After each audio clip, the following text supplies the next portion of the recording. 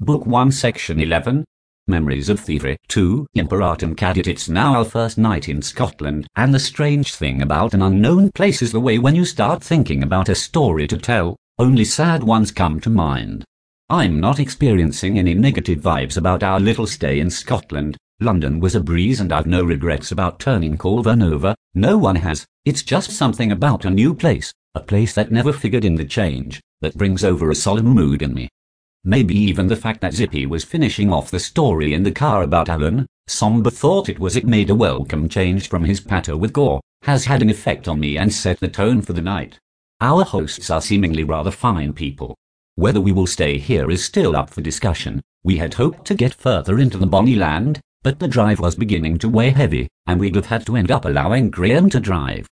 The guest house we have fallen upon reminds me of childhood holidays. I've not had a very extensive look around, though fear I shall be confronted by sailing paraphernalia on the walls at some juncture. In the same way that Irish bars feel the need to place rusty old kettles on their walls, guest house appear to worry about their possibility of steering their guests through the choppy waters of the East Wing in an emergency. I'm the first one down and sitting in the bar with the idea of another night in the same company going through my head as the most repugnant form of passing the evening. I get in moods like this from time to time. Maybe it's got something to do with little Kylie. I do miss her, but it's just best for me to get away from the rest of them, especially Graham. It's a fair walk across the glen, at least it looks like a glen. I shan't ask just in case they answer me in Bolivian. I really need to be away from Grey, into town, and I'm sure that some time to myself will help me realize my maudlin ways are unnecessary. I leave them a note and head out into the night. I'm sure we could all do with some personal time as the change is bearing down on us and means we will be in each other's pockets, more than before. The change is now an almost reality, and that is the best situation we have been in for a while. As I tell you this, I realize two things. First, we need a bit of history to help understand the background, and, secondly, I wish I had a scarf. Scotland, it seems, cares not for spring. As you will know by now, Colburn is the catalyst for the change. I feel I can speak to you more candidly when I'm on my own now that Graham is out of earshot, our idyllic existence in Luton shattered by the demise of Tony Matthews. I'm sure you are on tenterhooks, so I'll do the questions for you. Just how did the demise of Tony Matthews come about? Tony Matthews ran a tight ship. Everyone knew their place and worked towards their strengths. Apart from that, everyone was happy, everyone was earning, and earning well, so there was no need to usurp the local power base. Tony rose to glory through the 60s, and, if he had a failing, it was not modernizing. Probably because he didn't care for modernization, as modernization in that sense, the crime sense meant violence and drugs and death. He never seemed to realize that the Crays were not smart gents in handsome suits. Though Luton wasn't London, they had to keep things ticking over with the odd dig. Tony thought you could be a gentleman forever, and, to an extent, by keeping everyone sweet, he did so for a long time. Also, we had to take into account the fact that no one cared for the responsibilities of leadership during our upsurge as major players in the minor pond. Taking power from him would mean us starting effectively from zero. All and sundry loved Tony Matthews, so business would be made difficult, or so we thought. The fear factor played a big part in changing people's antiquated attitudes. By the end of the 90s, Tony Matthews was getting on. His crew had been loyal, yet time was a hard enemy to escape from. The hard men that instilled fear into our hearts in our youth now seemed like old, wheezy men who now took time off for doctor's appointments, and while it was without doubt that they would still kick the shite out of all of us apart from Gore, any young pretender with enough firepower would be able to compromise his position. Matthews was aware of this and offered an olive branch to Graham Scarasbrick and Paul Thompson, who had been his most practical of protégés. He knew they could work with us and maintain a certain amount of the old-school vibe. He was looking to outlive him, in a professional sense. Skazer and Thompson saw this as a great opportunity at first, but soon relented, their enthusiasm waning when they realized there could be a war around the corner. When word got out there was talk of a share flotation in the offing, people's ambition grew. For the first time, Tony Matthews appeared vulnerable, an old man ready for the scrap heap. Things carried on as usual for a while, whilst the planners and the schemers did their work behind closed doors and in dark alleyways.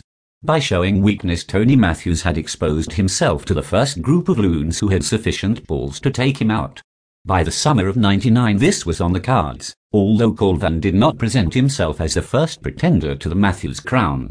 Martin Mansley walked into Matthews' office with 5 guys and baseball bats whilst Matthews' protectors were mainly to be found sunning themselves in Lanza Road. A quiet word was had and the reins of power were handed over. This caused Colvin to think twice about his role as our underling, and, from that day on, war was declared. 2. What did Colvin do to take power?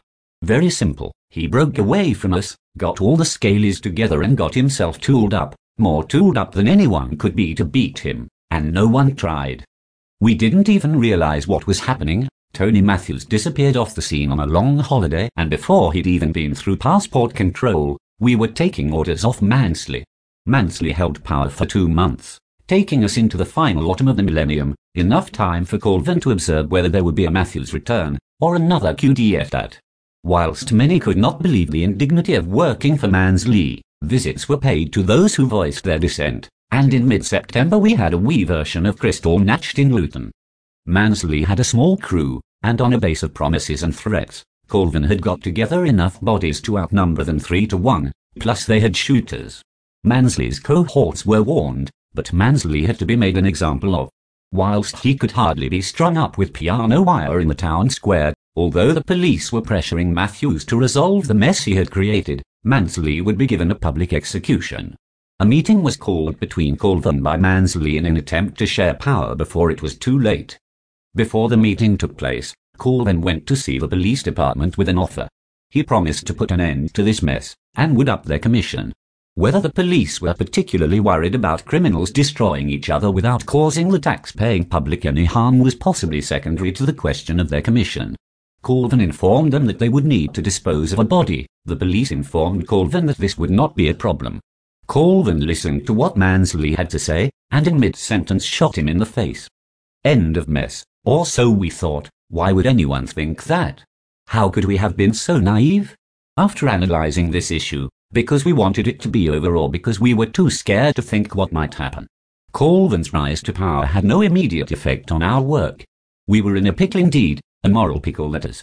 We felt bad about Tony Matthews cause he was the one that had faith in us and made us what we are. Sorry were. At the same time, we had to balance the fact that more than one body had been disposed of. Many people could not boast the same good looks that they had under Matthews, and any amount of lip could end in disaster. This meant that Graham and Colvin could not be in the same room together. However, for the first year and a bit we had a privileged position. Colvin wanted us to maintain the line we were in whilst at the same time training up people to know the business.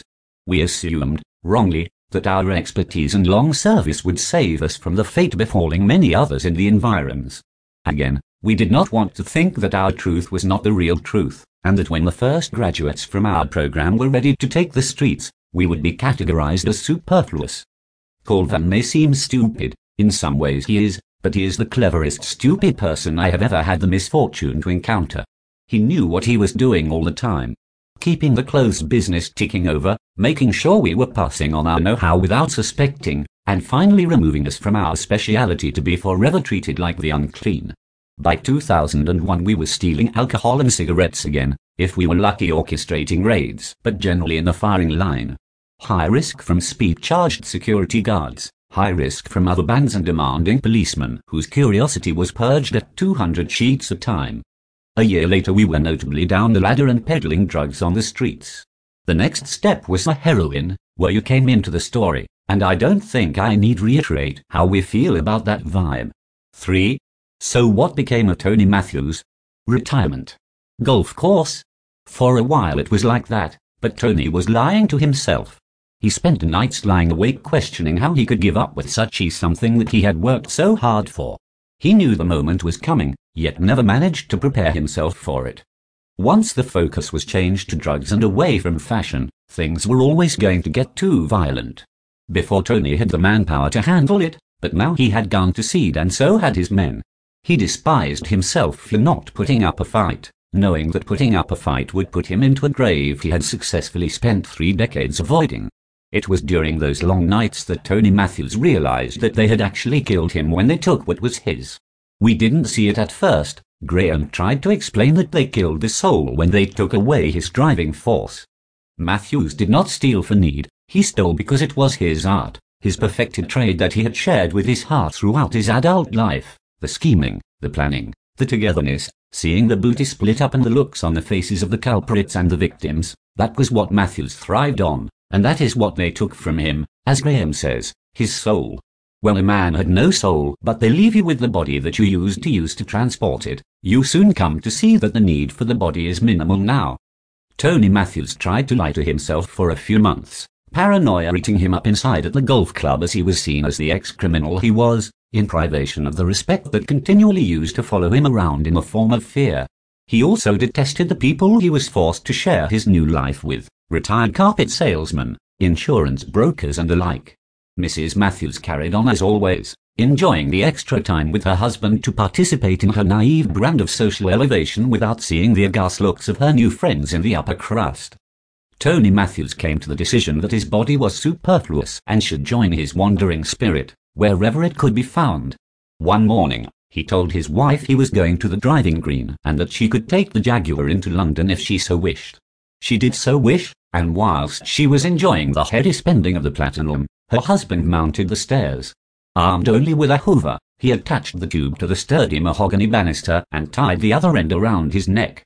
He considered a note, but simply offered a sorry text to Graham, as if he knew that Graham could explain it better than he could in a note. As it wasn't a cry for help, Matthews had no second thoughts as he, soon to be liberated to join his thieving soul, threw himself off the banister and allowed the life that was left in his sublunary frame. Yes, some of the words from the last bit come from Graham's explanation, but how often am I gonna get to use the word sublunary? In a disco. In Luton. It was like every thief in Luton lost a granddad when Tony died, but now I realize that we lost him when Colvin took control. Rest in peace, dogmatist of our dexterity. For what is the change, and how did it become a possibility? Like many things that go on to shape your life, the change came about for us in a rather unexpected way. It all dates back to Alan's funeral. Obviously, Alan's death hit us all hard, and whilst you could see it was on the cards by his modus operandi, it was still little comfort for those who felt the grief. The affair was reasonably intimate in theory, but Alan's popularity meant that many people whose names did not figure on the list came to pay their last regards. As you will have seen from that drugged-up old hippie's recounting of the story, that I was left somewhat indisposed for the funeral and a shoulder injury made it impossible for me to be one of the coffin bearers. This added to my general sadness on the day and forced me to take something of a back seat on the bus. It was there that I got talking to a bloke who claimed to be a former business of contact of Alan's, from way back. He was saddened by Alan's death and felt he had to come to say goodbye. Anyway, we got talking and he started to tell me all about how well he was doing on the Costa, telling us that we should give it a whirl if we ever got bored. He gave me his card, which was pocketed, and then not much more was thought of it. Why would we ship up and go to Spain? We had everything we wanted at the time. Things with Tony Matthews were going north of well. Alan's death had also helped us put things into perspective. In short, it was the greatest time of our lives. We were respected, admired, feared, fancied and considered celebrities, indeed, all a very small pond, but we still had no desire to move on. Thus, it stayed until the next major funeral, that of our previously gracious benefactor, Mr. Anthony Gabriel Matthews. By that time changes were in the offing, but we still maintained a somewhat privileged position in the new setup. Our visitor reappeared for that one too, and soon acquired the moniker of the funeral director. This was quickly changed when we took him up on his offer, as he was technically directing our future. Again, he singled me out and gave me a new version of his card and his Hotmail address. When things went from bad to worse to despicable, we began to consider this option as a viable one. With Tony Matthews still warm, it didn't take a genius to see what was happening. When we got our P45 single quote S, we made contact with the funeral director. He was keen for our move to happen as soon as possible. He claimed to have been looking into our style and thought it would take us little time to adapt to the continental game. We would have been there now were it not for the inconvenience of the Spanish authorities considering him to be responsible for some trumped-up charge. From that moment on, he informed us that his organization was lying low and that there would not be a milk round on campus for the duration of his 12-month sentence at the pleasure of Juan Carlos I. That meant biting the bullet. We tried to scrimp and save as much as we could whilst also taking on jobs outside the locality that gave birth to us. It was not a pleasant year, though the thought of sunnier times helped us through. Of course, it could have easily turned out to be a pipe dream. Maybe the funeral director would diversify upon leaving his cell. Maybe he had seen the error of his ways and changed his recidivistic tendencies. Thankfully, he didn't, and we were told that we would be welcome into the organization from April onwards. Unfortunately, it is still early March and we have to do a midnight flit. So that's it, 2 weeks or so in the sun before the change becomes a reality. Finally, I arrive at a place that looks acceptable for an evening meal, and, for the first time in my life, order a table for one. Restaurants are not particularly good places for a single male, and this is no exception. The place is full of couples and families. There is a group of girls in the corner who appear to be on a hen night or something, which should be avoided as you'll have to buy them all drinks. I am seated by the waiter and order the most expensive thing on the menu and a bottle of white wine. The waiter is a pleasant chap. Perhaps there is something true about northern hospitality, that Count in London could learn a thing or two from this guy, but I don't think that trying to befriend him in the hope of a night on the tiles would be a good idea. To my great surprise, the wine is brought by a rather charming young filly and a conversation is struck up. It turns out she is in a serious relationship and faithfulness is a pillar of their homestead. Takes all sorts, I suppose. She does inform me that her sister is at a loose end this evening and may care to join me for a civilized drink after my meal. I ask her if her sister is as beautiful as her and she laughs, telling me they consider the ugly one in the family. She extracts a photo of her sister, strange thing to carry round, but I'm glad she did. The sister is a right looker, so the waitress gets a nice tip and I get some quality company for the soir. I'm sure you don't want another tale of my prowess, so if you have no more questions I will see you tomorrow in the hotel lobby.